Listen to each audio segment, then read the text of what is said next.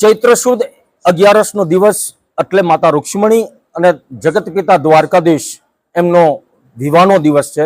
દર વર્ષની જેમ ભગવાન દ્વારકાધીશના વિવાહ દ્વારકાની અંદર ધામધૂમથી ખૂબ જ મોટા પાયે મનાવવામાં આવે છે। ખાસ કરીને માધુપુર ઘેડ એટલે પોરબંદર અને સોમનાથની વચ્ચે જે માધુપુર છે એ માધુપુરની અંદર માતા રૂક્ષ્મણીના વિવાહની જે આખું આયોજન થાય છે ખૂબ જ હોંશેથી થાય છે।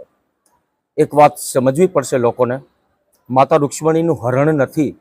માતા રૂક્ષ્મણીએ તો પત્ર લખ્યો હતો ભગવાન દ્વારકાધીશને કે શુત્વાદ ગુણાદ ભુવન સુંદરમ, હે ભગવાન આપના જેવું આ ભુવનમાં કોઈ સુંદર નથી, પણ મારી વ્યથા છે, પીડા છે, મારી એક સમસ્યા છે। મારા ભાઈ રૂકમી અને ભીષ્મક રાજાએ મારા લગ્ન શિશુપાલની સાથે કરી દીધા છે।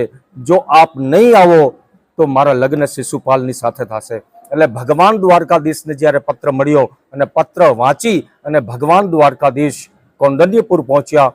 રથમાં બેઠા નથી, બેસાડ્યા નથી, માતા રૂક્ષ્મણી જાતે બેઠા છે। એટલા માટે થઈને એ માતા રૂક્ષ્મણી અને જગત પિતા દ્વારકાધીશ માધુપુર આવ્યા અને માધુપુરની અંદર ત્યારે લગ્નમાં માતા પિતા પરિજન પરિવાર રૂક્ષ્મણી માતાનું કોઈ નહોતું।